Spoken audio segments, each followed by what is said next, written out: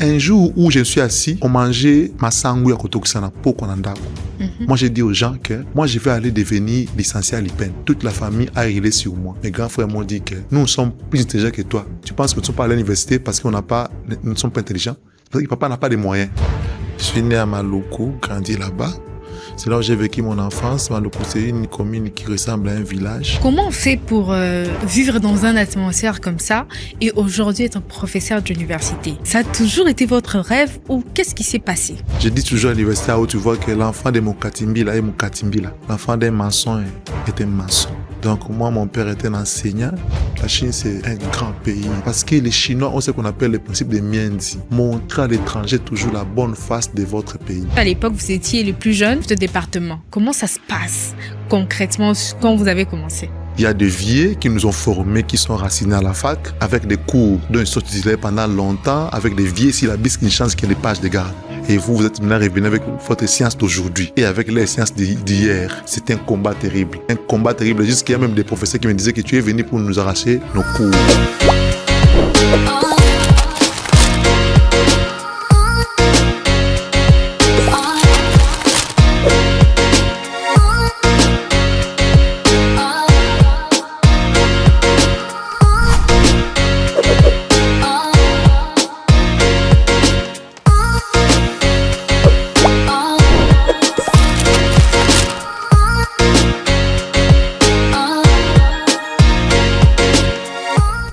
Professeur d'université, les plus jeunes chefs de département à l'époque, bien sûr, il fut mon professeur à l'université, a dirigé mon mémoire. Aujourd'hui encore, nouvelle histoire, nouvelle invitée. Je suis Déborah Mutombo Meta. Je suis très heureuse de vous retrouver pour ce nouvel épisode des Meta Raconte. Nous allons ensemble découvrir notre invité. Bonjour Monsieur Luboya. Salut, Meta. Vous allez bien? Oui, ça va très bien, merci. Et vous? Ça va bien. Je suis très heureuse de vous avoir sur les plateaux, même si ça a quand même traîné avant de vous avoir. Je sais que beaucoup des étudiants des GOT et même des Lupin en général seront très contents de voir cet épisode avec vous. Je les avais déjà dit que je serais avec le maître. Ils ont dit « Mais reçois-les, c'est une très bonne idée !» Donc, ils attendent impatiemment écouter votre histoire. Mais durant cet épisode, on va essayer un peu de passer en revue toute votre histoire. Comment vous avez commencé votre enfance à être aujourd'hui professeur d'université. Vous pouvez d'abord nous raconter comment c'était votre enfance. Merci de m'avoir accordé la parole. J'ai vécu une enfance normale, comme tous les enfants, connaissant son père et sa mère ainsi que ses frères et sœurs, dans une maison de 10 personnes, comme mes frères. J'ai vécu dans ces chocs-là d'échange avec 10 enfants et papa et maman. Même si papa est déjà mort, paix à son âme, mais maman est encore vivante. J'ai vécu ici, moi je suis quinois, je suis professeur quinois. Pardon, monsieur le j'ai oublié au fait de vous demander de vous présenter. Tellement que je vous connais, j'ai l'impression que tout le monde va vous connaître. Vous pouvez d'abord vous présenter votre nom complet et ce que vous faites. Ah, très bien, merci. Je suis Cornel Luboya Chunza par la volonté de mes parents. Mais moi-même, je me nomme Kashamaka Dimashi, ça signifie léopard qui ne mange pas le sang. Et ce nom-là m'a été révélé par Dieu lui-même pendant les songes. Il m'avait dit que je devais m'appeler Kashamaka Dimashi, léopard qui ne mange pas le sang. Je suis enseignant à l'université pédagogique nationale et puis j'enseigne dans d'autres universités privées et publiques de notre pays et de l'extérieur du pays. Ok. Je suis docteur en économie et management appliqué à l'éducation à Central China Normal University. Ok, en Chine. Oui. Donc, vous êtes en train de nous raconter votre histoire d'enfance.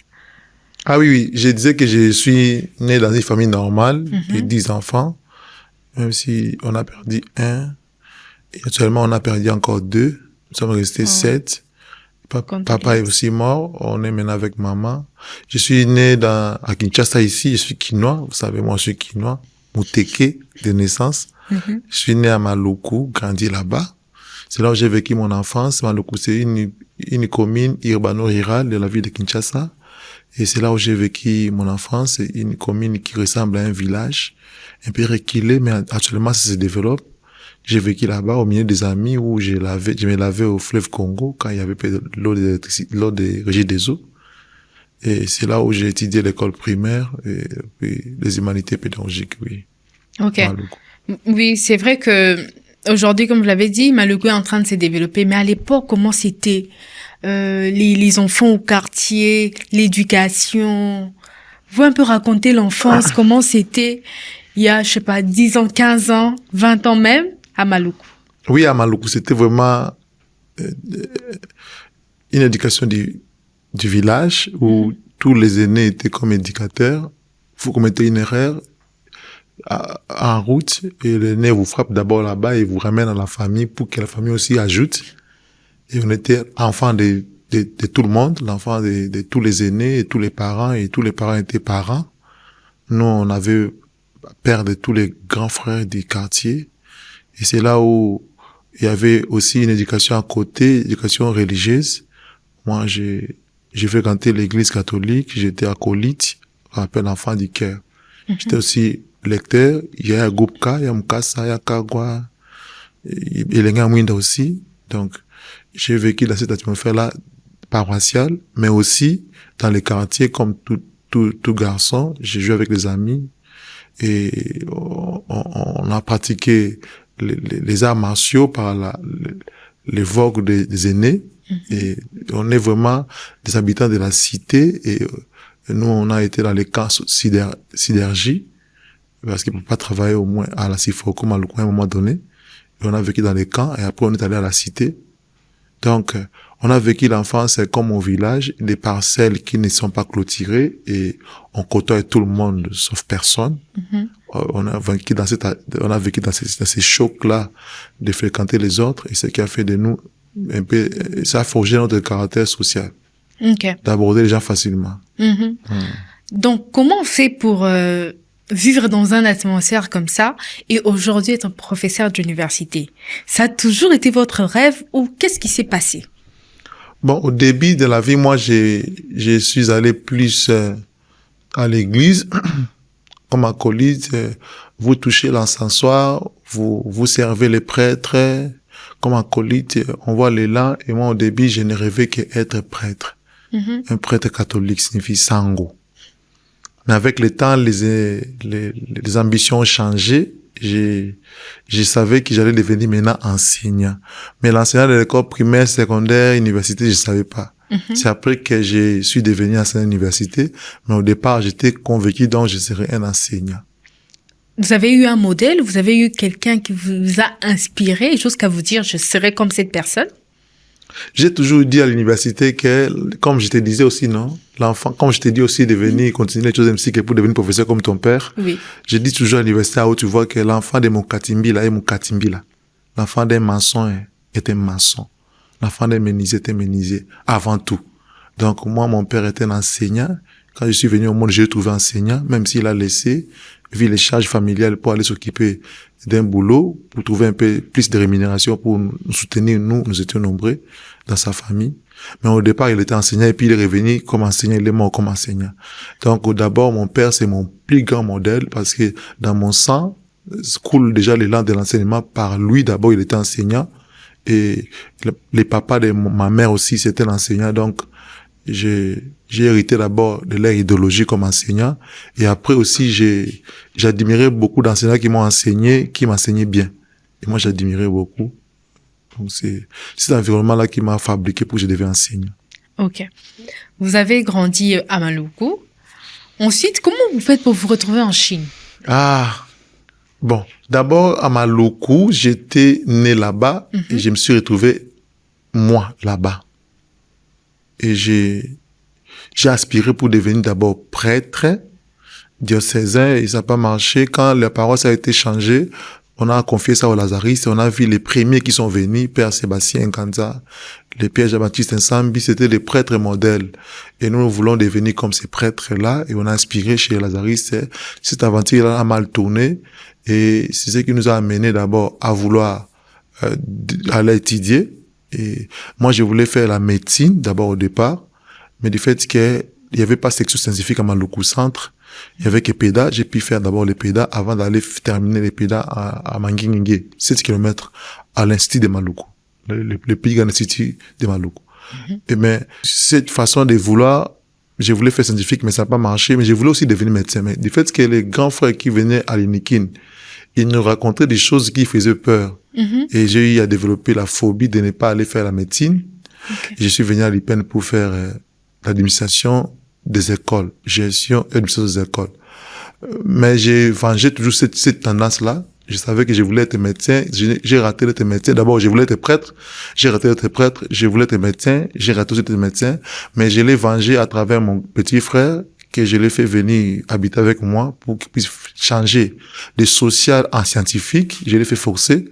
Et il voulait aussi faire les pétords. Je l'ai forcé toujours pour devenir médecin. Et finalement, il est devenu médecin. Donc, il a vengé ce que je n'ai pas pu devenir. C'est la mes sales habitudes de vouloir venger ce que je n'obtiens pas à travers le frère ou, comme moi aussi, je pourrais venger demain avec mon fils. Et je l'enverrai au couvent pour servir Dieu. Et il doit faire ce que je n'ai pas pu faire. Il doit aller au-delà de ce que je n'ai pas pu réaliser.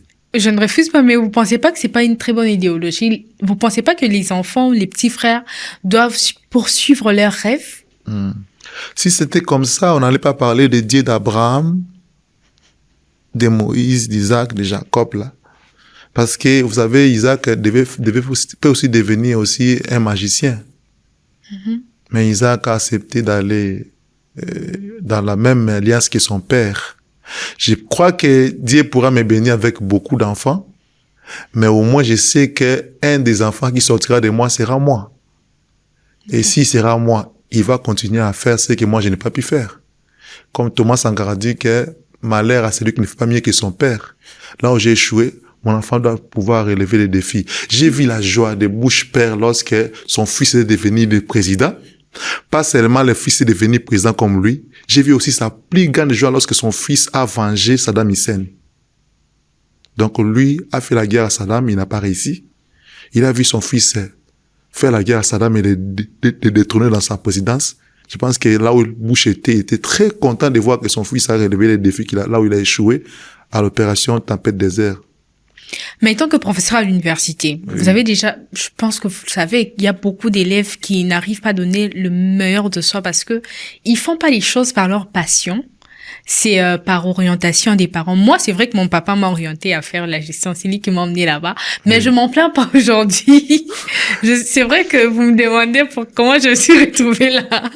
Je m'en plains pas aujourd'hui parce que j'estime que tout ce que vous nous avez enseigné me sert aujourd'hui dans tout ce qui est management, tout ce qui est même marketing, parce que vous nous avez enseigné un cours de marketing. Ça me sert aujourd'hui dans ce que je fais. Mais il y a beaucoup d'élèves qui ne sont pas bien parce que ils font pas leur passion. Vous avez déjà rencontré des cas comme ça? Oui, même des cas, par exemple, de mon jeune frère. Je parle d'un exemple concret. Jeune frère a choisi de lui-même de devenir des humanités sociales. Oui. Il veut devenir un agent social. Peut-être s'il pourrait continuer à l'université, il pourrait faire sciences politiques ou sociologie. Mais quand je lui ai fait appel, je l'ai fait quitter Maloko pour venir là où j'ai loué, à l'époque, là, comme un studio, un assistant. Je lui ai fait parler que voilà, moi, je serai tel.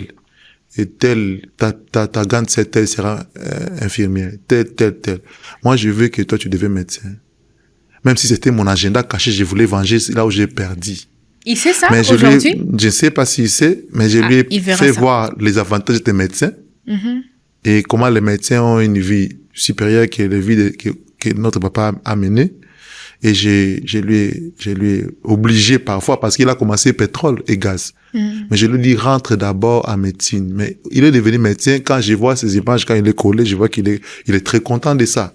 Okay. Je pense que le problème c'est d'inculquer des valeurs à l'enfant. Si on veut faire un enfant médecin, il faut l'entourer par des jouets, des seringues, des choses. Déjà, la façon dont vous préparez son environnement, ça prépare aussi son mental à devenir ce que vous voulez qu'il devienne. Au lieu de le laisser comme ça et puis de le brutaliser ensuite, un choix. Mais si vous parlez avec lui, vous faites voir. Parce qu'aujourd'hui aussi, les jeunes choisissent ces choses sans se référer à une vision professionnelle. Ils choisissent pour choisir. Mais les parents sont éclairés. Ils peuvent vous dire, voilà, dans les marchés d'emploi, tu trouveras beaucoup plus d'emplois qui te feront nourrir ta famille dans tel domaine. Si tu le fais, tu auras l'avantage de faire ça. Même si tu as les capacités entrepreneuriales, tu pourrais entreprendre quand tu vas devenir grand. Tu travailles aussi, tu entreprends. Mais là où on peut trouver l'emploi, c'est tel endroit. Et ça peut orienter l'enfant. Là, comment je suis quitté Maloko pour arriver en Chine, je suis d'abord allé à l'IPEN pour étudier à l'IPEN. Bon, à l'IPEN, j'ai fait la gestion et l'administration scolaire. Et je suis parmi les rares étudiants de l'université à l'époque, là, de 2003, je suis venu à l'IPN en 2003, de faire 5 fois distinction du point de vue orgueil. J'ai raconté des grands professeurs comme des Mpiutu Nembodi, des Yawidi Mainzambi, mon maître. J'ai raconté des grands savants comme Lumeka, Lungungu Bitumba, Lokombe, Mabia Laceda, Mando Simapuya. Nous, on n'était pas enseignés par des assistants, pas des profs. On n'avait pas les moyens pour les corrompre. J'ai bossé parce que je voulais pas vivre à Maluku. Ok. Je voulais aller très loin pour vivre une autre vie différente de ce que moi j'avais vécu. Moi, je suis né dans une maison où il y avait Mabélé, Ndar Mabélé. Alors, je voulais pas vivre une vie comme ça. C'est pour ça que je devais aller très loin. Et je suis allé très loin pour chercher la vie. Et j'ai décidé pour chercher la vie. Et quand j'ai fait beaucoup de distinctions, quand j'ai fini, on m'a retenu. Mais j'avais eu $3,000 des fondations Robank quand j'étais le premier étudiant de l'université. J'avais eu $3,000. Et ce qui m'a permis de faire d'abord les DA. Le premier étudiant a distingué 5 fois de suite. À l'époque, la Robank avait une fondation qu'on appelle Raoujin. Cette fondation-là primait tous les meilleurs étudiants de l'université. Donc moi, j'étais le meilleur de notre époque. J'avais eu $3,000. Ce qui m'a permis de faire les masters, c'est-à-dire les DA. Et comme j'avais mon grand frère qui est déjà mort, père son âme, il m'a laissé 4 filles. J'ai beaucoup d'enfants. Oui. Il m'a laissé 4 filles. Et il m'a soutenu. Je lui ai fait montrer mon projet d'aller très loin. Il m'a donné l'argent sans réfléchir. Et ce qui m'a permis de coopérer une bourse de coopération chino-congolaise pour aller faire les doctorats et arriver à devenir professeur d'université. Et donc, de l'IPN assistant, et j'ai trouvé une opportunité pour aller ailleurs et revenir au pays avec une thèse de l'auto. Et quand vous arrivez en Chine, comment ça se passe? Vous débarquez dans une nouvelle nation, donc tout est nouveau pour vous. Comment ça se passe d'abord vos premières semaines? Voilà. Bon, vous voyez, Dieu m'a fait grâce de voir toujours ce qui arrive avant. Tout ce qui m'arrive dans la vie, je les vois toujours. Des malheurs ou des bonheurs, je les vois toujours avant. J'avais déjà vu ça quand j'étais professeur dans une école secondaire Sainte-Anne, à Mongafula. J'ai travaillé là-bas pendant 4 ans. Quand j'étais assistant, j'ai combiné l'assistanat et l'enseignement du secondaire. Et là, j'ai fait un rêve. Je suis allé dans un pays où il y avait des gens que je voyais dans la télévision. Gens comme les Jackie Chan dans les films. Et là, je suis allé, j'apprenais ce qu'ils me montraient, j'apprenais ça facilement. J'ai fini ma formation, je suis dans une pirogue et j'ai rentré dans l'eau. Et ces rêves-là, j'ai prié pour ça et Dieu m'a montré que vous allez voyager quelque part et ce sera un nouveau monde et puis vous allez apprendre rapidement. Et vous allez revenir. Et ce qui a fait que lorsque l'opportunité de la Chine est venue, j'ai compris que c'était ça. Ce que le Seigneur m'avait déjà préparé parce que Dieu prépare toujours les gens qu'il veut exposer en public. Donc, il m'avait déjà préparé. Quand je suis allé là-bas, je devais apprendre la langue chinoise. Je l'ai appris. J'ai fait les tests HSK 3, 4, 5 et puis j'avais réussi brillamment. Ce qui m'a permis à faire les programmes chinois avec les Chinois. Et comme j'aimais beaucoup les études, comme j'aime toujours les études jusqu'à aujourd'hui, je me suis donné à fond pour réussir. Pour réussir. Et pour pas seulement, j'avais 3 devoirs. Le devoir de conquérir la science pour amener au pays. Le devoir de prouver que les Noirs ne sont pas inférieurs. Et le devoir de sauver d'abord la pauvreté de ma propre famille, même si je suis pas bien compris par mes siens. Ouais. Oui. J'avais mes 3 devoirs et je l'ai accompli. Je suis rentré au pays. Ok. Mais comment ça se passe? Je t'ai ramené la science, non? Oui. On l'a très bien reçu. Oui. Mais comment ça se passe avec les relations humaines quand vous arrivez en Chine? Vous avez des anecdotes comme ça qui s'est passé lorsque vous étiez là-bas? Les Chinois, c'est un peuple que moi je respecte. Ils ont su comprendre leurs problèmes. Ils ont trouvé la solution à leurs problèmes. Ils ont suivi leur étoile. Ils ont bâti leur nation. Aucune nation peut dépasser Chine à convivialité. Aucune nation peut dépasser Chine en développement économique que j'ai vu là-bas. Aucune nation peut dépasser Chine en force militaire, même si ils ne parlent pas. Les Chinois sont des hypocrites. Ils ne parlent pas. Ils cachent beaucoup de secrets. Ils sont très forts. Alors, depuis que j'étais là-bas, je n'ai jamais vu la police me demander des documents. Je n'ai jamais vu ça. Tout est organisé pour qu'on ne demande pas. D'ailleurs, si on est perdu, on part à la police pour nous ramener à la maison avec des Range Rover. Donc la Chine, c'est un pays que je resterai attaché toute ma vie. C'est ma seconde nation. La Chine, c'est un grand pays de tout. Parce que les Chinois ont ce qu'on appelle le principe de mianzi. Mianzi signifie montrer à l'étranger toujours la bonne face de votre pays. Tu peux avoir un téléphone, iPhone, l'autre aussi chinois téléphone. Un voleur chinois vole les Chinois, mais te vole jamais. Ils te volent jamais, même si tu l'exposes comment. Parce qu'ils ont les miens, ça signifie la valeur. Un Chinois ne peut pas parler des mal de son pays avec un étranger. Okay. Il voudrait qu'il attend seulement de toi que tu parles bien de son pays. Il peut pas, comme chez nous, un Libanais vient avec une sale culotte, après il devient patron. Nous accomplissons devant lui. On dit à Libanais que Congolais bazami yibi donc en disant que Congolais bazami yibi yo pour Congolais donc yo pour mo yibi. Dans les Chinois ne font jamais ça. Ils sont attachés à leur pays. Il veut que l'étranger puisse rentrer chez lui avec une bonne impression de la Chine. Même s'ils ont des failles, ils cachent ça. Même s'il est pauvre, quand il t'invite chez lui pour manger, il fait tout pour que tu manges à un niveau, tu crois qu'il a beaucoup d'argent. Ils ont les miens. Ils protègent l'étranger. Moi, je respecte le peuple chinois que je vois ici. Ils protègent l'étranger. Oui, le racisme ne manque pas. Mais les Chinois sont prêts de recevoir l'excellence. Quand tu es excellent, les Chinois te reçoivent. Moi, j'avais, les Congolais qui étaient en Chine à mon époque, j'avais plus des amis chinois que des amis congolais. Je traînais beaucoup plus avec les Chinois. J'étais dans les villages des Chinois. Je dormais chez les Chinois, dans les villages. Je mangeais à leurs frères et à mes frères. Je n'ai jamais vu le racisme. Mais j'ai vu quand même un peuple qui était enfermé longtemps par l'idéologie de Mao, d'abord de fermer, de se développer à l'intérieur. Parce que Mao pensait que l'œuf, lorsqu'on le casse par l'extérieur, la vie est abîmée. Mais lorsque l'œuf se casse de l'intérieur, la vie commence. Donc, Mao voulait que la Chine s'enferme d'abord pour s'organiser à l'intérieur, résoudre les problèmes là de faire sortir. Cette façon-là de faire a caché beaucoup de Chinois des réalités de l'extérieur. Et il avait du mal à comprendre que les Noirs existent. Quand il te voit, c'est qu'il a entendu parler des Noirs, il est venu vers vous, pas pour vous insulter de racisme, mais pour la culture.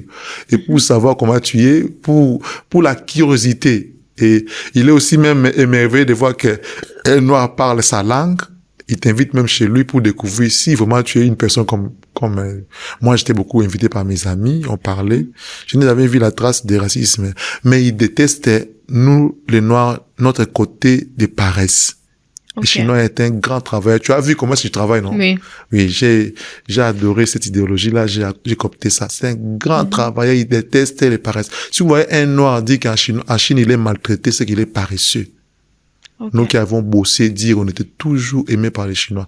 J'ai terminé ma thèse avec 91% chez les Chinois. Mais les Chinois qui a suivi dans ma promotion avec 85, ils sont pas racistes.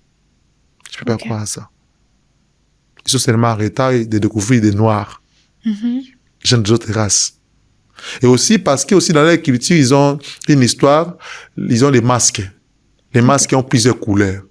Maintenant, dans les théâtres, l'individu qui porte les masques noirs est qualifié de sorcier, de démon, quelqu'un qui possède les maléfiques, l'esprit maléfique. Maintenant, je crois aussi que certains Chinois qui sont ancrés dans leur culture de théâtre, quand ils voient aussi un noir, ils ont tendance à dire que c'est un esprit. Et parfois, ils t'appellent aussi tortue. Koué, dans leur symbole, signifie esprit et les tortues, c'est l'esprit maléfique. Alors, quand c'est lui qui n'a été cultivé dans cette culture-là, quand il te voit, il dit, mais c'est un monstre dont on parle dans notre théâtre. Mais ça ne veut pas dire qu'il va t'insulter, non, ils sont pas comme ça. Ok. Et comment s'y comportaient les autres collègues noirs, africains, en fait, dans votre salle? Nous sommes noirs de la peau et noirs de comportement, noirs dans beaucoup d'aspects. On n'aime pas travailler. Beaucoup, quand ils arrivent à obtenir des bourses, arrivent à être envoyés par les parents, ils passent plus de temps à boire parce que là-bas, l'alcool coûte moins cher. Ils sont chaque week-end dans des boîtes de nuit en train de boire. Ils négligent les études. Ça, je vis ça. Nous sommes très paresseux. Mais certains Noirs qui étaient partis avec l'idéologie de travailler, ils travaillent bien. Ils sont estimés par les Chinois. D'ailleurs, les Chinois donnent plus de responsabilités aux étudiants noirs étudiant occidental. Moi, j'ai dirigé un club de français. J'enseignais les langues françaises et les traductions à la langue chinoise aux d'autres d'autres étudiants internationaux qui venaient d'autres pays, même des pays asiatiques, pays américains, ou des Amériques, ou même de l'Europe. Et ils m'ont responsabilité parce qu'ils ont vu que j'avais maîtrisé le chinois, j'avais aussi la maîtrise de la langue française. Ouais, donc, ils disent quoi. Mais si tu es fainéant, tu auras vraiment de la peine pour rester là-bas ou pour coopérer avec eux. Parce que, leur Dieu, c'est le travail. Ils m'ont aussi cultivé cet esprit-là. Je vois toujours à celui qui néglige le travail comme un ennemi. Et mon ami, c'est toujours le travail. Et celui qui néglige le travail, moi, il a peu de considération pour moi. C'est comme ça. Ok. Et vous avez fait combien d'années déjà là-bas, en Chine? Et je crois que c'est presque 5 ans. 5 ans. Et si je compte les années civiles, c'est 5 ans.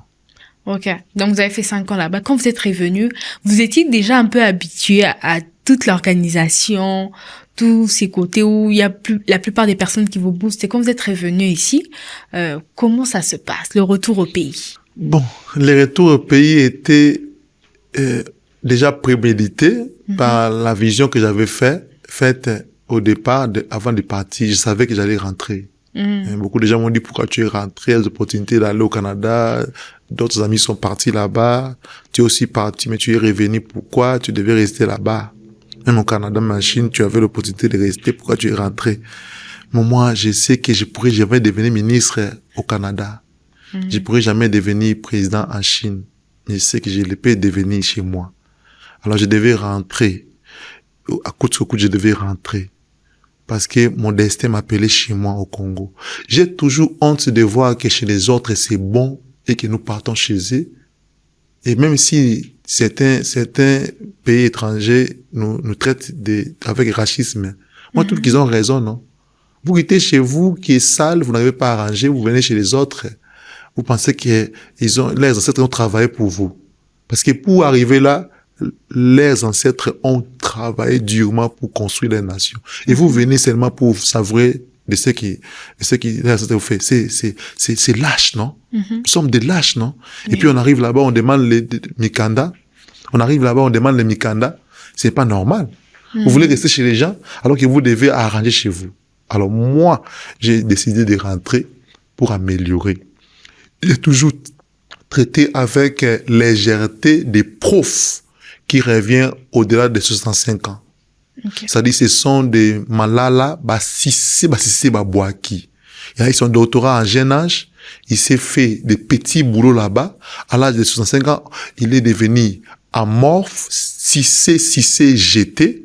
Maintenant là, il est en pension. Il se souvient qu'il avait une petite thèse qu'il a gardée. Il revient ici maintenant pour devenir professeur à l'âge de vieillesse, déjà affaibli. Il commence à raconter des choses dans l'auditoire comme s'il était meilleur pour exciter nos jeunes gens de migrer. Je déteste ce genre de professeurs, je les appelle des aventuriers. Ils ont passé leur vie, ils ont passé leur jeunesse à servir les Blancs et ils sont venus maintenant nous embêter parce qu'ils ont appris que être professeur universitaire, on vous paye $1,000 ou $2,000, là-bas c'est difficile de trouver ça et puis de revenir. Moi, je n'ai pas de respect pour ce genre de professeurs. Moi, je devais rentrer avec plus de force. À 33 ans, je devais rentrer, devenir professeur pour travailler pour ma nation. Mais quand je suis revenu, ça, c'est le complexe des professionnels. Il y a les conflits de génération. Oui. Il y a des vieux qui nous ont formés, qui sont racinés à la fac, avec des cours dont ils sont titulaires pendant longtemps, avec des vieux syllabus qui ne changent que des pages de garde. Et vous êtes maintenant revenu avec votre science d'aujourd'hui. Et avec les sciences d'hier, c'est un combat terrible. Un combat terrible. Jusqu'il y a même des professeurs qui me disaient que tu es venu pour nous arracher nos cours. Et au début, là, j'en avais pas de cours. Personne n'a accepté de me donner de cours. Et par exemple, au département de GOT, j'ai compté 16 tours. De monter l'escalier, de descendre 16 tours pour demander un cours dans le département de GOT. Jusqu'à la fin de compte, 16e fois, on m'a remis un seul cours. Principes généraux de management, les seuls cours que j'avais. Et mon maître, j'ai salué en passant, le professeur Jean-Paul Yaoudi Mainzambi qui m'a formé ici au Congo. Il m'a réussi avec les bras ouverts. Il m'a donné les premiers cours, les cours de marketing scolaire que lui enseignait. Il dit, prends ça et enseigne. Marketing scolaire. dans les écoles, marketing dans les écoles. Et j'ai récupéré ça, j'ai enseigné avec ça. Et j'ai réfléchi avec lui pour faire une réforme. On a fait une réforme pour créer des options dans les départements qui m'a formé comme licencié. Gestion et administration scolaire, GAICF. C'est là où on a créé maintenant des options. En créant des options, je me suis imposé pour que les options-là soient opérationnalisées. Et en créant des options, j'ai maintenant eu des cours que moi-même j'avais inventé dans le nouveau programme des options. Et j'ai choisi des cours que je devais enseigner. Donc, la créativité m'a introduit. Mais puisque j'étais rejeté, jusqu'aujourd'hui, j'ai continué à faire l'objet de rejet. Les professeurs de vieux âge ne respectent pas leurs collègues de nouveau âge par leur complexe de supériorité qui est vide. Et on n'est pas respecté, on est combattu jusqu'aujourd'hui. Mais moi, j'ai vengé. Vous voyez comment j'ai vengé? Je savais leur côté faible, ils écrivent pas et puis ils ne publient pas. S'ils écrivent, c'est seulement pour les promotions, pour devenir professeur full, pour devenir professeur ordinaire. C'est ça, c'est ce qui les pousse à écrire. Mais moi, j'ai vengé, j'écris. Si je trouve que tu veux pas me céder un cours que je mérite, j'écris un ouvrage là-dessus. Et c'est ce qui m'a permis à écrire plus de 9 ouvrages scientifiques de haut niveau de plus de 400 pages. Et ce qui fait que, et même quand ils lisent ça, ils ont peur. Donc, j'ai ainsi m'imposé à la faculté par mon savoir. Et j'ai commencé à lancer des messages selon lesquels l'âge chronologique n'a pas de lien avec l'âge mental. Ce n'est pas le fait d'avoir les gros joues, les gros ventres et porter des vestes chaque jour en venant à l'université qu'on est intelligent. On peut être en polo. Tu m'as vu, non? Je t'enseigne seulement en polo. Je sais toujours en polo. On peut être en polo parce que ce que le professeur doit exhiber, c'est la science. Par l'apparence. Et par mes publications, mes articles, mes livres, je me suis imposé par mon savoir-faire. Maintenant, là, je vois petit à petit le respect maintenant essayer de regagner. Même ça, jusqu'aujourd'hui. Vous voyez, je suis revenu comme chef de département. D'ailleurs, on parlait. Quand moi, je suis venu, vous voyez, quand je suis venu, vous étiez 500 en GOT. Quand le professeur qui est mort, paix à son âme. J'ai repris le département, j'ai fait le marketing, je vous ai laissé en 2000. Quand vous êtes devenu 2000 étudiants, ces vieux professeurs m'ont fait la guerre. Je me suis battu contre eux, mais ce qui fait que quand on a changé le régime électoral, on m'a mis à côté. Mais quand je suis parti, c'est mon savoir-faire qui me réclamait. L'étudiant me réclamait que je reviens. Je suis revenu, j'ai trouvé qu'il y avait que 2000 étudiants toujours que j'avais laissés, avec beaucoup de failles. Les étudiants me reconnaissent ça. Par exemple, il ne faut plus jamais les stages. Avec un billet de $20, ils sont dispensés les stages. Alors ils sont de me combattre parce que j'ai encore ramené la rigueur et ceux qui étaient habitués à ne pas faire les stages, ils sont maintenant devenus contre moi. Et je comprends. Je sais qu'il est dans de l'humain de combattre toujours son sauveur. L'humain est de sa nature de crucifier son sauveur. Ça, je suis averti. Et je t'assure que l'année prochaine, GOT pourra atteindre 3000. Je travaille là-dessus déjà. Yes. Oui. D'ailleurs, on parlait de comment vous êtes devenu chef de département. Comment ça se passe quand vous entrez effectivement, parce que à l'époque, vous étiez le plus jeune chef de département. Comment ça se passe concrètement quand vous avez commencé? Quand je suis revenu, j'ai trouvé le professeur qui était chef de département. Il y avait, on parle pas des morts dans les mâles, nous sommes des bantous, mais au moins je reconnais que les vieux n'étaient pas compris, les professeurs et les personnels n'étaient pas compris par la vieille classe professorale. On les combattait aussi. Et alors, comme moi, j'étais recommandé au département par le nom de l'ancien doyen qui m'avait renvoyé, va là-bas, en GOT comme ton profil cadre, tu es docteur en économie et management, va là-bas, c'est là où tu vas avoir des enseignements. Comme c'est lui qui m'avait recommandé, les vieux m'avaient vu comme si j'étais un pion. C'est pour ça qu'il m'a fait faire beaucoup de tours.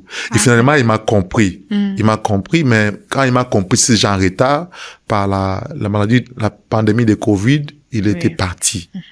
Maintenant, les postes étaient restés vides. C'est maman Madeleine qui est devenue aussi doyen de la faculté, vice-doyen de la faculté, professeur Ngongo, Madeleine, et elle a récupéré le département. Mais je me suis vite consulté par l'ancien recteur, professeur Massamba. Il est déjà aussi mort, paix à son âme. Il m'a consulté, m'a dit que ton profil cadre mieux avec le département là, parce que tu es le seul professeur qui est docteur en économie et management de la faculté de psychologie. Donc tu dois aller gérer ce département là. Et il m'a consulté, il m'a dit, rentre. Il m'a consulté un jour, c'était un samedi, j'étais à Maluku chez ma maman. Il m'a rappelé vite. J'ai pris même les motos pour arriver vite. Et il m'a consulté et c'était fini, je suis rentré à Maluku.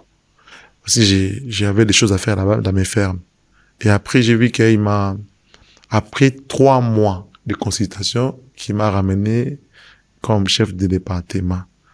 Donc, je crois qu'il y a des gens qui lui ont parlé de moi et il était intéressé de mon profil. Il m'a fait confiance. Et je n'ai pas abusé sa confiance aussi. Je faisais tout pour ne pas abuser sa confiance. Ok.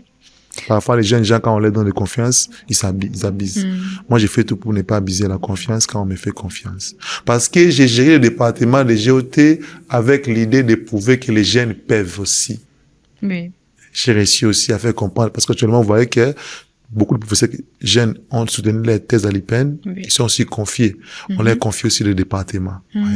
J'ai prouvé qu'un jeune pourrait aussi diriger un grand département et l'améliorer. Ouais, je confirme. Et vous n'avez pas des anecdotes à nous raconter quand vous êtes professeur, avec les étudiants, comment ça se passe? Bah, avec nous, c'était pas très compliqué parce que nous, on vous aime bien. Vous êtes un peu le papa vous étiez notre papa du département. Mais comment ça s'est passé généralement avec les autres étudiants? Vous avez déjà rencontré des cas compliqués avec des étudiantes, surtout des étudiantes, des étudiants. Donc, vous voyez une anecdote comme ça? Tu vois, moi, j'ai une petite astuce. Oui. Je veux pas que la personne que je fréquente puisse me comprendre. Ouais. Je veux que la personne qui me fréquente ne me comprend pas. J'adopte des comportements un peu bizarres. Par exemple, je sais que je suis faible parce qu'un homme normal doit connaître son SWOT. SWOT signifie ses forces, ses faiblesses, ses opportunités, ses menaces. Oui. Puisqu'on connaît ses faiblesses, on utilise ses forces pour faire face à ses faiblesses. Alors, je peux avoir, comme tout jeune, on est faible devant la jante féminine, non? Oui. Alors moi, quand je viens, par exemple, à l'auditoire, je raconte les histoires de magie. Je sais que les jeunes filles ont peur de la magie. J'ai fait des démonstrations et des sciences de très haut niveau. Je raconte vraiment des histoires qui font peur. Oui. Du coup, j'ai réussi mon coup. Oui. Jusqu'aujourd'hui, toutes les filles que j'ai réussi de G1, qui sont arrivées par avoir un L2, qui sont finies, ils savent que le pauvre Louis, c'est un grand magicien de très haut niveau. Je confirme. Ouais. Ce sont des astuces pour permettre même les filles de ne pas me séduire parce qu'ils savent déjà que c'est un messier qui est mystique, il a des fétiches de Chinois, vous voyez, par exemple. Oui. J'ai, par exemple, dans mes prières, je sais que quand j'entre à l'auditoire, il faut que je tourne les étudiants en priant. Je tourne les étudiants en suppliant Dieu de prendre possession de l'auditoire et de permettre ceux qui sont venus pour déranger les autres de mater les esprits. Et là, je prie vraiment la prière du Dieu vivant, de Dieu qui est assis au trône, entouré de 24 veillards. Et j'invoque ce Dieu-là de venir dans sa casquette de omniscient, de venir contrôler l'auditoire pour que les enfants puissent apprendre la science qu'il lui-même a créée. Maintenant, mais quand je tourne là, je peux commencer à toucher maintenant mon symbole de l'alliance avec Dieu. Je touche mes symboles. Et puis, quand je prends par exemple la parole, je peux par exemple enseigner une notion de la religion. Vous voyez, par exemple, en Égypte. Oui. Dieu s'est montré dans le désert et devant Pharaon un serpent. Dieu, c'est un grand serpent. Beaucoup de chrétiens ne savent pas que Dieu, c'est un grand serpent. Tout ce que diable fait, les copie chez Dieu. Quand il a appelé Moïse, il a dit, prenez ce que tu as à la main là, jette. C'est devenu un serpent. Il dit, retire dans les quais. Moïse a retiré ses bâtons. Il dit, va chez Pharaon. Je sais qu'il a une magie du diable, mais moi, j'étais l'autre magie venant de moi. Je sais qu'il va te grimacer. Quand Moïse est venu, il y a eu l'échange entre les magiciens de Pharaon et Moïse.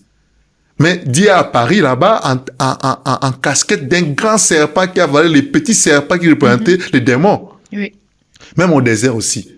Dieu a dit quoi? À Moïse de faire un gros serpent. Et le gros serpent, quand la personne regarde le gros serpent, est guéri. Donc Dieu lui-même, c'est un gros serpent. Pour ceux qui sont si concis. Ceux qui sont dans la profondeur de Dieu, qui savent que Dieu, c'est un gros serpent. Un gros anaconda, même un gros cobra. C'est un gros serpent qui n'est pas tous les serpents. Alors, je peux me prendre 5 minutes avant mon enseignement. Disons d'abord l'enseignement du serpent. Je dis que nous devons prier maintenant les 10 serpents. Les plus gros serpents qui existent, c'est Dieu. Vous voyez maintenant déjà cet enseignement-là va mettre tous les filles. Ils vont être dans un état d'émotion, de choc. Il y a même certains qui me répondent après que quand j'ai reçu des choses comme ça, même la leçon que j'enseigne n'entre plus. C'est une année, Oui. j'ai essayé un peu de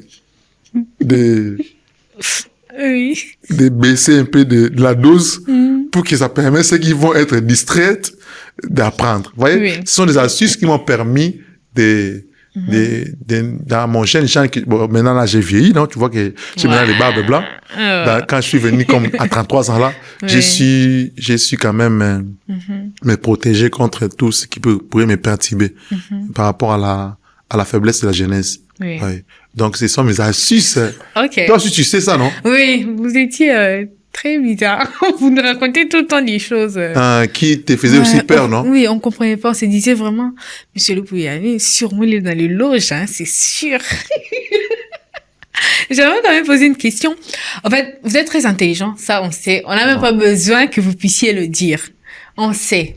Pour une petite histoire, moi j'avais défendu en première session ceux qui avaient pris mon mémoire pour essayer de recopier certaines choses. Quand ils sont partis chez vous, on me dit, ça, tu as pris dans les mémoires des méta, va refaire. Donc, c'est les genres de personnes qui maîtrisent tout ce qu'il a signé. Donc, virgule, là, il sait que là, t'as oublié une virgule ici. Il corrigeait les virgules, le point, tous les accents. Monsieur Luboya, il a la capacité de faire ça de tout en mémoire. Vraiment, à la veille de la défense, il a tout corrigé. Donc, il faut un travail parfait. Quand vous étiez enfant, vous n'étiez pas d'une certaine manière incompris, parce que j'imagine c'est depuis l'enfance que vous êtes comme ça, un peu... On vous trouve pas étrange en famille? Oui, hein, ça date pas d'aujourd'hui, même jusqu'à maintenant, ma famille ne me comprend pas. Et tous mes frères et sœurs ne vont jamais me comprendre. Oui. Et c'est comme ça. Depuis l'enfance, j'étais mal compris. Il y a même des gens qui me disaient que j'étais sorcier. Depuis que j'étais enfant, parce que j'étais brun, trop brun, je sais pas qu'est-ce que je suis devenu. Mes photos d'enfance montrent que j'étais proche des albinos. Et on me disait que c'était un doudou raté, c'était un sorcier. Parce que je sens que ce qui est étrange, les gens, l'école directement dans les registres des diaboliques. Je suis pas compris. Ni dans ma famille, ni dans mon travail, partout où je passe, je suis pas compris. Et je ne force même pas de me faire comprendre. Mais je sais qu'ils me comprennent un peu tard. Ok. Vous voyez les mémoires que nous faisons aujourd'hui avec vous, seront compris si c'est tôt en 2050. Et ils vont arriver à ça. Okay. Quand on va arriver en 2050, et ils vont arriver maintenant aux mémoires que j'ai fait avec vous. Et c'est comme ça. Et au début, ça, c'est toujours comme ça. Et on s'occupe pas de ceux qui nous comprennent pas. Mais quand vous étiez enfant, est-ce que vous avez bien pris ça, le fait que les gens ne vous comprennent pas? C'était pas un certain mal psychologiquement? Vous savez, en vérité, je vous l'ai dit, il y a des moments où je pars à la montagne, j'ai fait parfois 3 jours, 2 jours, je demande à Dieu si je suis pas sorcier. D'accord. Je me remets moi-même parfois en cause. Okay. Par rapport aux égards des gens, ce que les gens disent, ce que les gens font. Mais ce qui est bon quand je parle à Dieu, il me répond des choses qui me donnent encore du plaisir. Par exemple, la dernière fois quand je suis allé chez Dieu, il m'a dit que tu es 7, tu es perfection. C'est pour cela, les imperfections ne peuvent pas te comprendre. Vous voyez, des réponses comme ça venant de Dieu, qui m'a fabriqué, ça me donne de la joie, même si les gens ne comprennent pas. Oui, ok. D'accord. Alors, vous êtes quelqu'un vous lisez beaucoup. Vous avez cette mémoire-là à retenir. Comment vous faites, au fait, pour retenir, comme vous avez parlé des livres, tous les livres de Monsieur Luboya, ce sont pas des petits livres. Quand il dit livres là, pas des 100 pages, non. Il a que des gros livres. Comment vous faites d'abord pour cette capacité de retenir tout ce que vous lisez, parce que on doit le dire comme ça. Mais aussi, j'aimerais aussi savoir, je crois que vous êtes pratiquement le seul professeur que j'ai rencontré qui peut nous enseigner vraiment facilement en français. Vous nous enseignez même en lingala. Vous êtes en train de nous dire à l'époque, ma petite sœur va comprendre. Vous nous enseignez le management en lingala. Comment vous faites? Bon, Wow. tu vois, j'ai pris le temps de fréquenter les autres cultures. J'ai vu les Canadiens, j'ai vu les Américains, j'ai vu les Anglais. J'étais aussi à Oxford, Ok. à London. J'ai vu aussi les Chinois. J'ai découvert une chose. On ne pourra jamais former un savant dans les langues des autres. Les autres enseignent avec leur langue. Mais nous, nous enseignons avec la langue des autres. J'ai compris que beaucoup des étudiants ont des difficultés à comprendre à cause seulement de la langue. Parce que moi-même, j'ai maîtrisé aussi le français en retard. Ok. J'attendais parfois en G1 là, qu'on demande seulement l'interro. Parce que quand le professeur pose la question parfois, notre français était très court, on ne répond pas à l'auditoire, on attend qu'il pose seulement l'interro. Moi, tous les professeurs qui m'ont enseigné, ils venaient toujours me chercher. J'attends seulement les jours de l'interro et l'examen. Je réponds et puis tu vas venir me chercher. Et je confirme, c'est comme ça même que mon papa vous a connu. Il m'a cherché, papa aussi m'a cherché, donc ton père, c'est mon enseignant d'un cours difficile à comprendre. Oui. Il m'a enseigné épistémologie, c'est-à-dire la remise en question de la science. Il m'a enseigné aussi l'anthropologie culture et personnalité. C'est lui-même qui venait me chercher. Oui. Moi, j'attends seulement, pose seulement l'interrogation, tu verras. Oui, il nous a Quand raconté. tu poses l'interrogation, je réponds, tu vas me chercher prochainement. Oui, parce Et que... si tu as corrigé réellement, tu viendras me chercher. Oui. Si tu donnes aux assistants de corriger, tu vas même venir me chercher. Parce qu'il faudrait étudier pour gagner la vie. C'était ma seule solution pour que je change ma vie. Okay. Des études. C'est ma seule. Voyez, moi, parce que les gens ne savent pas, moi, je n'ai pas étudié comme tout le monde. Quand j'ai tourné dans le problème de couvent, je suis entré dans une entreprise de bois, Sifoko Maluku. Je travaillais pendant une année comme journalier. Au bout d'une année, on m'a engagé comme contrat à durée indéterminée. Mais j'ai refusé pour aller étudier. Okay. Les gens de ma génération disaient, mais toi, on t'a donné des matricules, on t'a donné des boulots, pourquoi tu veux aller étudier? Tel et tel étudier, mais il est devenu comment? Tu as les boulots de travail. Mais moi, j'ai quitté, je suis allé étudier. Et pendant ces 2 ans où j'ai travaillé, j'ai fait aussi les dépôts de pain. J'ai acheté les moulins de maïs. Okay. J'ai installé pour que ces moulins-là puissent me faire étudier. Et c'est ma mère qui gérait ça avec mon père. Donc, moi, mes moulins de foufou fabriquaient de l'argent pour que je puisse étudier. Et je pourrais pas faire de bêtises. Je pourrais utiliser cet argent-là pour s'en sortir et devenir quelqu'un. Okay. Et c'est pour cela, voyez-moi, j'avais des cartons. Je suis allé à l'époque là, à l'Ipen, au rond-point là, il y avait des marchés. Route de Sélemba, on n'existait plus. Okay. Il y avait des érosions. Il y avait un marché qui est là-bas, les véhicules qui venaient de bas Congo, stationnaient là-bas. Il y avait on vendait les poissons, tout ce qui se vend à Sélemba là-bas. Moi, j'avais pris des cartons. Je suis allé dans les jardins didactiques de l'Ipen, c'était comme une forêt. Une savane herbée. J'ai arrangé l'endroit où je devais m'asseoir pour étudier chaque fois. Quand il y avait le pluie, moi, je me lamentais parce que mon siège d'études va s'abîmer. Et, vous voyez, j'avais que 150 francs pour la récréation. Quand les gens avaient des secrets et des filles, moi, à la pause, j'ai rentré là-bas pour étudier. Je connaissais parfaitement les nombres de biscuits Quick. Il y avait 2 sortes de biscuits, Grigos et Quick Quick. Quick Quick était jaune et puis fort. Il y avait 9 à l'intérieur. Grigos était 12. Okay. De chaque poche, j'avais droit à un sachet. De Grigos parce que c'est 12. Un sachet d'eau de 50 francs. Et je prends mes Grigos, je mange, je bois et puis je reviens à l'auditoire. Donc, je n'avais pas le choix, maman. Je devais bosser dur. Et à force de lire, et chaque fois, j'ai parti à la grotte, j'ai prié. Après d'avoir prié, j'ai rentré. Tout ce que j'ai demandé à Dieu, il a donné à Salomon l'intelligence que personne ne peut atteindre. Dieu a déjà fini avec ça. Okay. Mais je voulais maintenant être quelqu'un qui approche au Salomon. Donc après Salomon, que ce soit moi. Et c'était ma prière de chaque fois.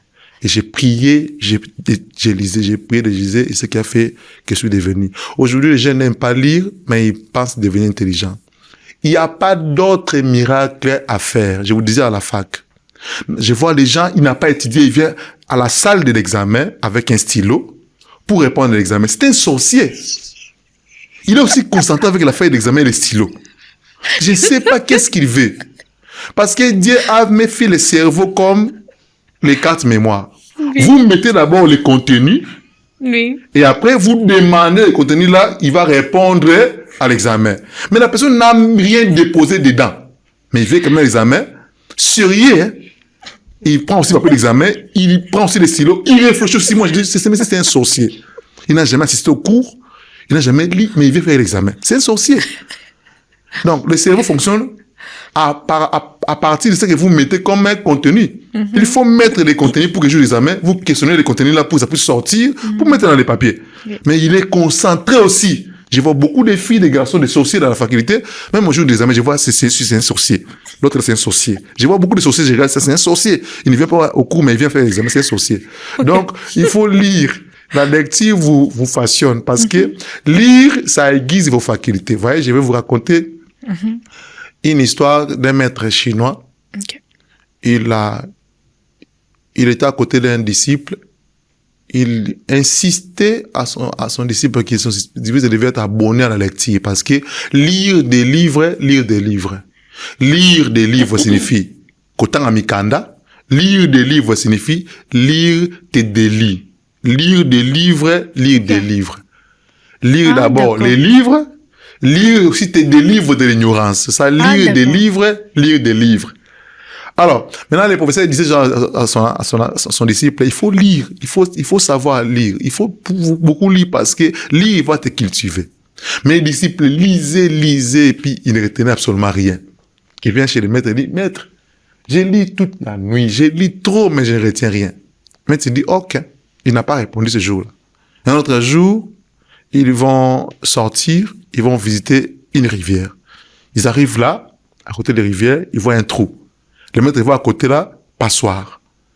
Quelque chose qu'on peut utiliser pour évacuer de l'eau dans la rivière, mais qui est troué. Le maître dit, monsieur, prends-moi cet instrument-là, prends de l'eau dans la rivière et puis remplis les trous. Et le messieurs sont en train de faire des tours et des tours. Le maître dit, respectez les trajets. Il faut quitter là-bas et puis arriver là-bas et asperger l'eau dans les trous et remplir les trous. Le disciple a travaillé plus d'une heure et beaucoup de temps de plus, il n'a pas pu remplir les trous parce que c'était impossible. Il est revenu chez le maître et dit qu'il voit maître, je suis épuisé par mes forces, c'est impossible de remplir les trous. Le maître le regarde et dit, bon, tu n'as pas su transporter de l'eau, mais regarde quand même la qualité des passoires que tu as utilisées. Avant, c'était sale, mais regarde comment c'est devenu. Il a vu que les trous là où l'eau sortait est devenu très propre et brillant avec l'allure de l'aluminium. Tu vois? C'est la façon dont la lecture agit dans notre cerveau. En lisant, vous avez comme l'impression que vous retenez rien. Mais la lecture aiguise vos facultés mentales. Okay. Et vous développe votre capacité de comprendre et de se cultiver. Et avec le temps, vous allez commencer à lire peu et vous comprenez beaucoup de choses. Une seule phrase, vous comprenez beaucoup de choses et c'est ça. Donc, je conseille aux étudiants de beaucoup lire. Il n'y a pas une autre façon de loger l'intelligence dans le cerveau. Okay. Il s'en rend que par les trous du cerveau, notamment la lecture. Alors, une avant-dernière question, c'est comment ça vous fait aujourd'hui, après avoir formé une étudiante, j'ai une licence en gestion des entreprises, en option administration des affaires, aujourd'hui présentatrice télé. Bon, je sais que on ne devient pas toujours ce qu'on a étudié à l'école, ça je sais. Mais vous avez fait une école, GOT. Tu n'es pas licencié à gestion d'entreprise. Oui. Tu es licencié à gestion d'entreprise, entrepreneuriat et organisation du travail. Oui. Et tu as fait la spécialité administration des affaires.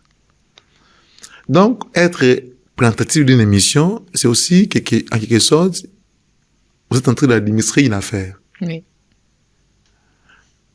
Je vous conseillerais de vous perfectionner par des formations professionnel pour que ça puisse vous donner plus de compétences dans ce que vous avez choisi comme métier ou carrière. Okay.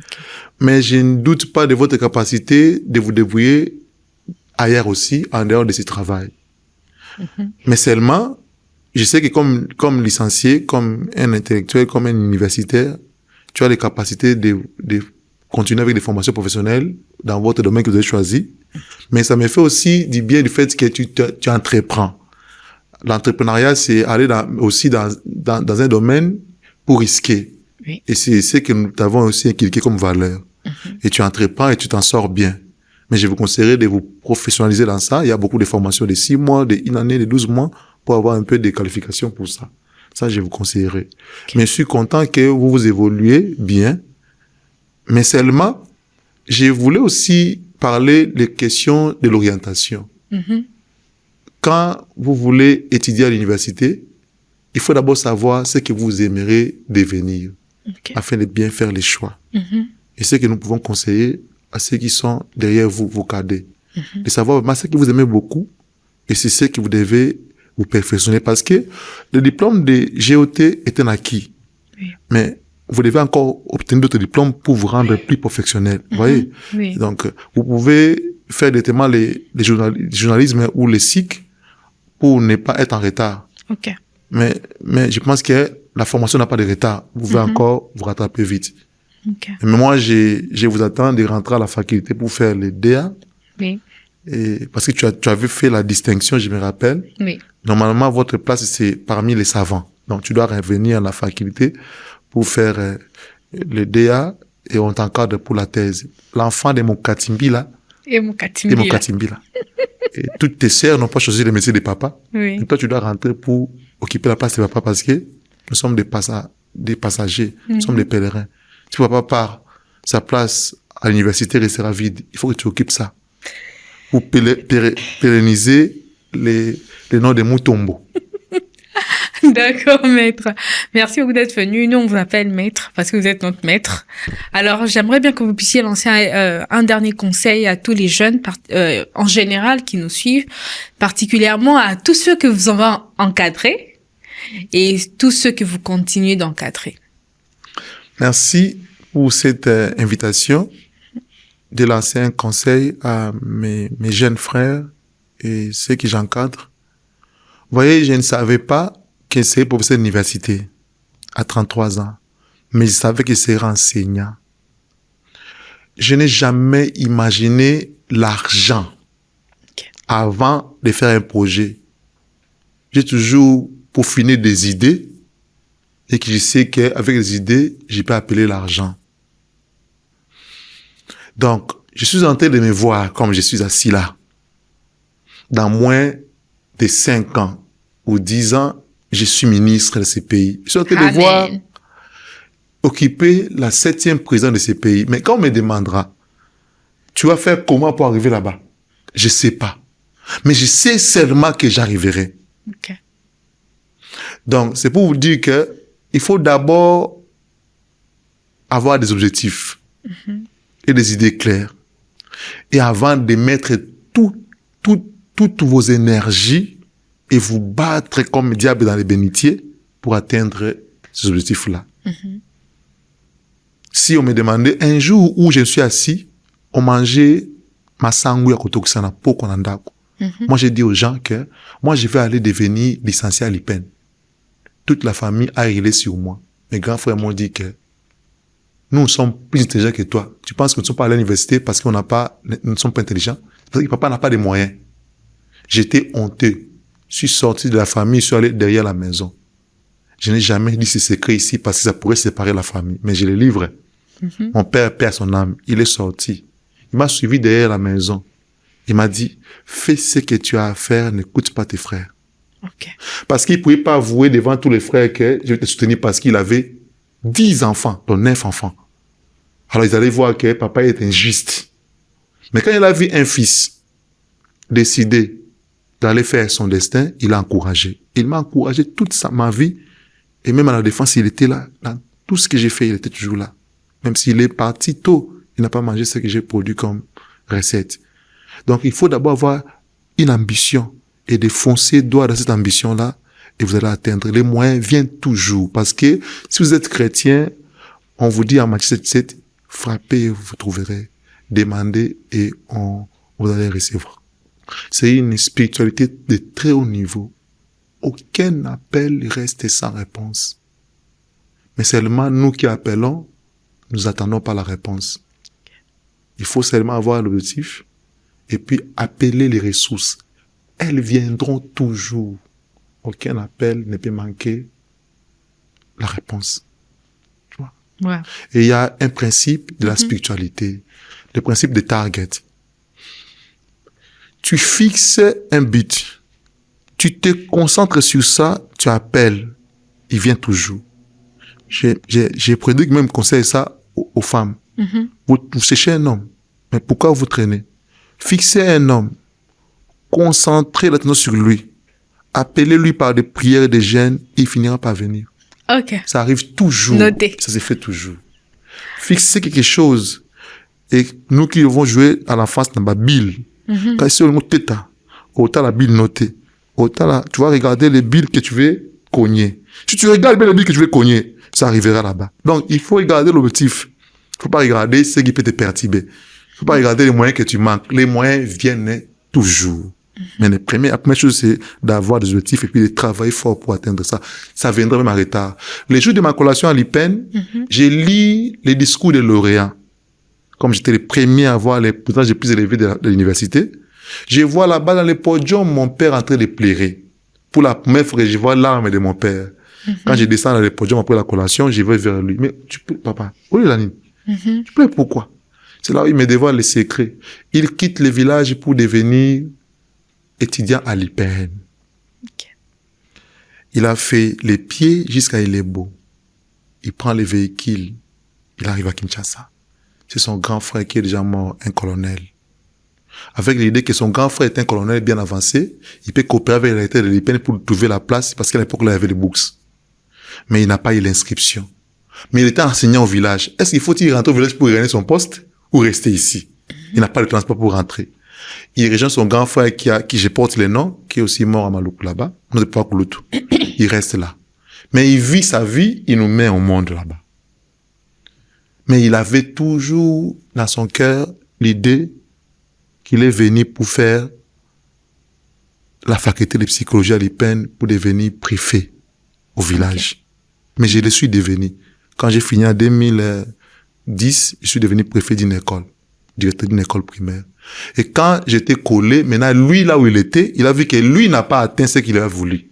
Mais il a atteint ça avec moi, non? Je suis son fils. Oui. C'est pour cela qu'il plairait. Moi, je pense que c'est qu'on vise.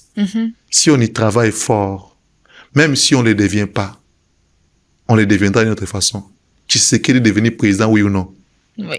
Même s'il est enserré là-bas. Mais c'est son fils qui est à la présidence, non? Mais il est dans le sang de son fils. Il est là. Tu sais qu'il est là. Donc moi, je crois à ça dans la spiritualité. Ok, merci beaucoup. Ça, c'est une masterclass. C'est pas un simple conseil. Merci beaucoup, Monsieur Luboya. Pour juste signaler, vous parlez l'anglais, vous parlez le chinois. On peut pas se séparer sans que vous puissiez nous dire des mots en chinois. Bon, anglais, ça va comme en chinois aussi, hein? Ouais, bon. Dites-nous, comment on dit bienvenue en chinois? Riding, quiring. Au revoir en chinois. Ça tient. D'accord. Ouais, je crois que sur cette note-là on va finir cet épisode. C'était vraiment un réel plaisir de vous recevoir sur ces plateaux. Je sais que ça va vraiment édifier beaucoup de personnes, encourager encore des personnes. Donc là d'où vous venez ne détermine pas où vous partez. Vous pouvez devenir la personne que vous voulez devenir. Merci beaucoup pour ces précieux conseils. Alors c'était un plaisir pour moi de vous avoir pour cette nouvelle édition des Médias racontent. Dites-nous en commentaire qu'est-ce que vous pensez de l'histoire, mais aussi des leçons que vous avez tirées de ces parcours qui est très inspirant. On se retrouve dimanche prochain pour une nouvelle émission avec un nouvel invité. À très bientôt.